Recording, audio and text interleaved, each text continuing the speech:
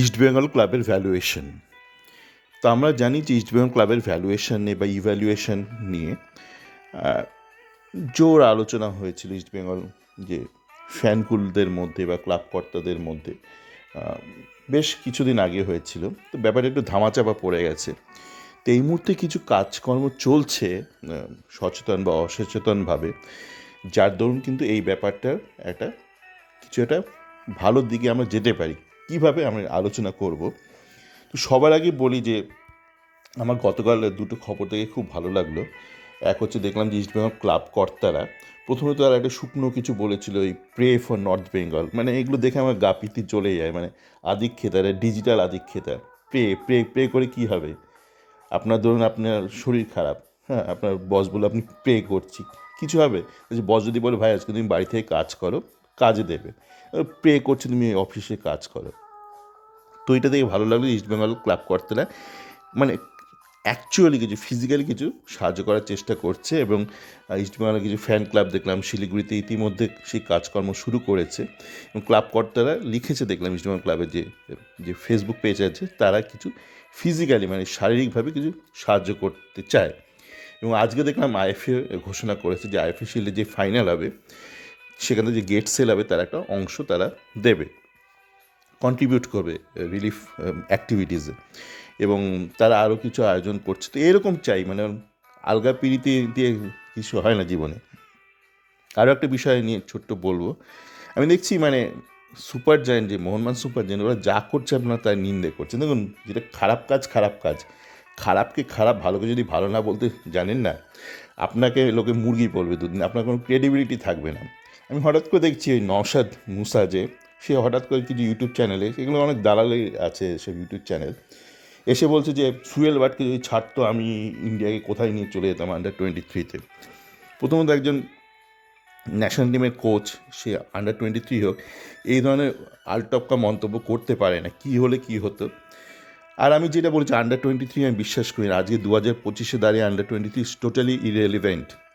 যেখানে আপনার 18-19 বছর বয়সের ছেলেরা বিশ্বকাপ খেলছে, বিশ্বকাপ ফাইনাল, দামড়া আন্ডার-23, তার মধ্যে অনেকের আবার বয়স বাড়ানো। সেইটা নিয়ে তো আধিক্যতা গেছে ভারতীয়দের। আন্ডার-23, এবার আবার বলবো আন্ডার-25 খেলবো, আন্ডার-29 খেলবো।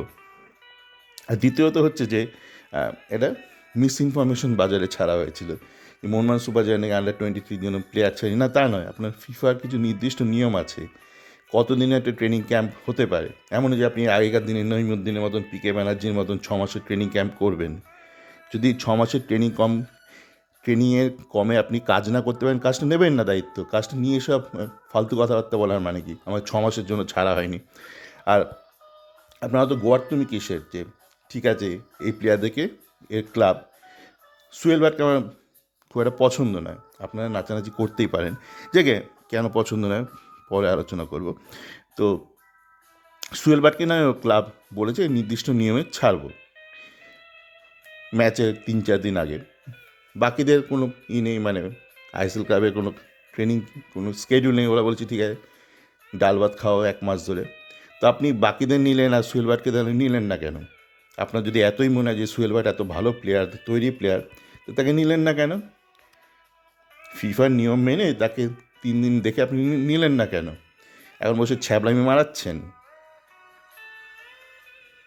ছ্যাবলামি করে না জীবনে এগোনো যায় না। যাকে আমি মূল কথায় আসি, এসব ফালতু লোকদের নিয়ে বিশেষ আলোচনা করে লাভ নেই।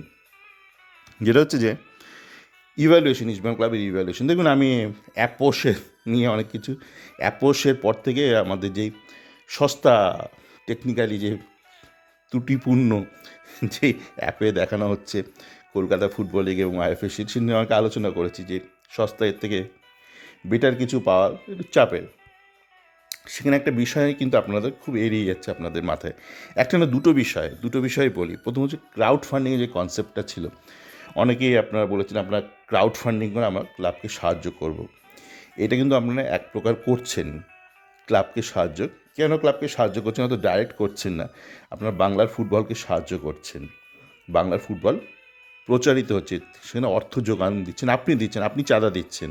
ওই 100 টাকা হোক কি 199 হোক কি 230 টাকা হোক, আপনি কিন্তু আপনার পকেট থেকে চাঁদাটা দিচ্ছেন। বা আমি যেমন বা অনেকে অ্যানুয়াল নিয়েছে 700 টাকায়, চাঁদাটা আমরা দিচ্ছি। পাড়ার পুজো, অনেক সমস্যা আছে, কেউ অস্বীকার করছে না। 100 টাকায় 230 টাকা, 199 বা 700 টাকায় এর চেয়ে ভালো কিছু পাওয়া একটু চাপের বিষয়। সে উন্নতির তো কোনো নেই, মানে শেষ নেই। আপনারা নালিশ করুন না, ফোন করুন, গালমন্দ করুন ওদের কাস্টমার কেয়ারকে, শুধরানোর চেষ্টা করুন। তো এই একটা ব্যাপার যে আপনারা কিন্তু ইনডাইরেক্টলি একটা ক্রাউড ফান্ডিং করছেন এবং সাহায্য করছেন ইস্ট বেঙ্গলকে। আর দ্বিতীয়ত হচ্ছে, এই যে আমরা একটা বলতাম যে ইস্ট বেঙ্গলের মূল্য কত, একটা সময় যখন ওই সিমেন্ট কোম্পানিকে বিক্রি দেওয়ার একটা তাল উঠেছিল, বাজারে একটা হিড়িক উঠেছিল, তখন অনেক ফ্যান ক্লাব, মানে সেখানে প্রচুর জালি মানুষ আছে, আলাদা করে নাম বলছি না, মানে আমার সাথে যারা পরিচিত, পার্সোনালি যারা আমার চেনে, তাদের অনেকে বলেছি যে এইসব জালি ফ্যান ক্লাবদের কিছু জালি ব্যক্তিদের কথা, সেটা আমি পাবলিক ফোরামে বলতে চাই না। অনেক আর্থিক জালি কাজকর্ম তারা করে থাকে, করবেও আগামী দিনে।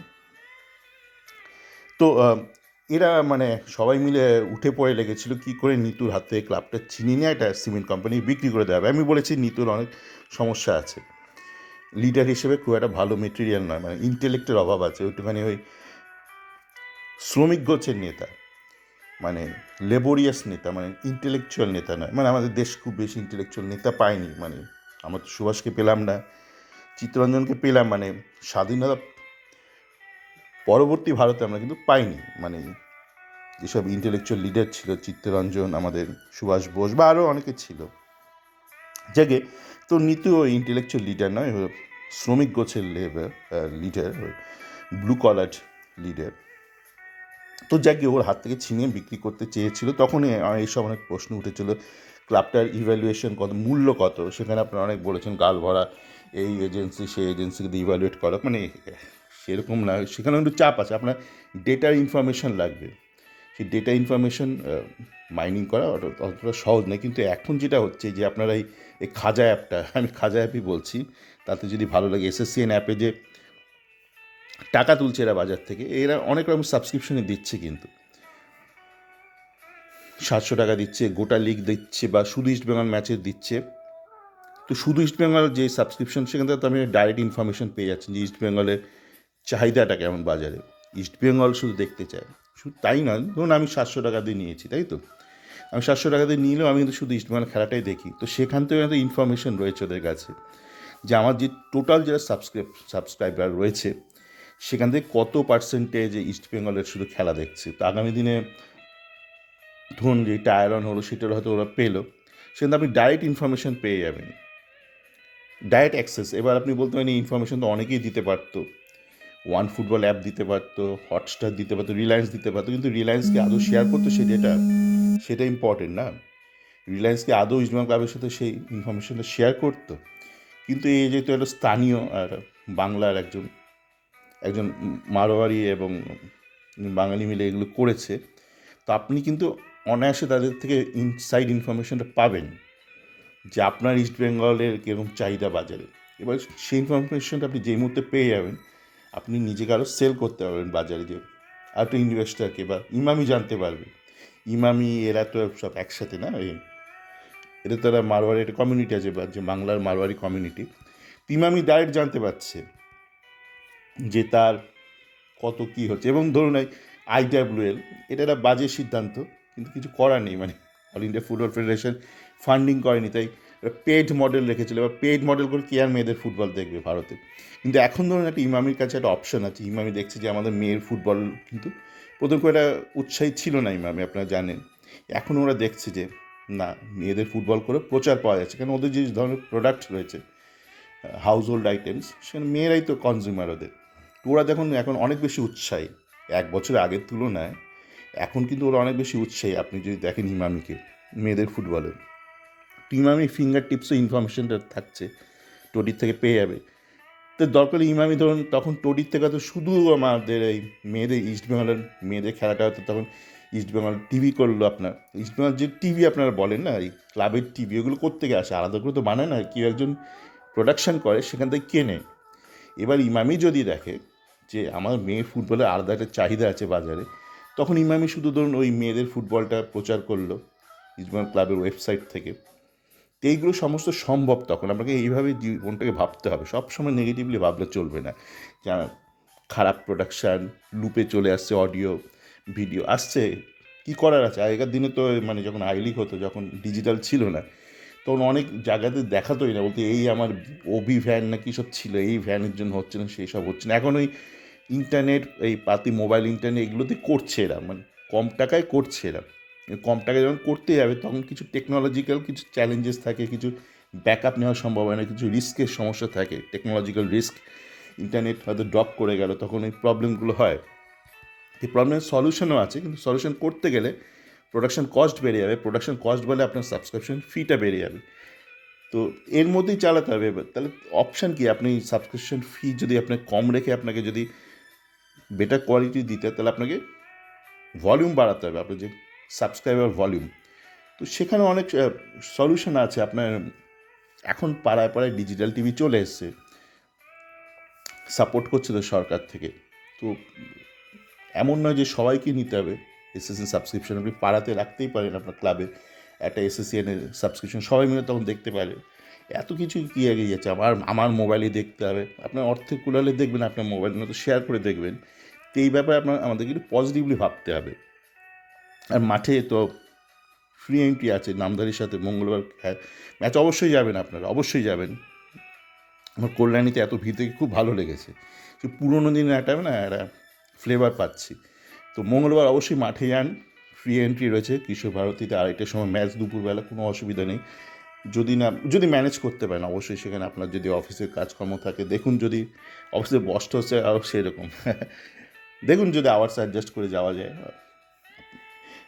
মাঠে যদি এরকম ভিড় হতে থাকে দেখবেন মানে জমে যাবে খেলা। আইএসএল এআইএফএ পারুক কি না পারুক, তো আলাদা ল্যাজে গোবরের অবস্থা। ভালোই হবে। হ্যাঁ, সকলে ভালো থাকবেন।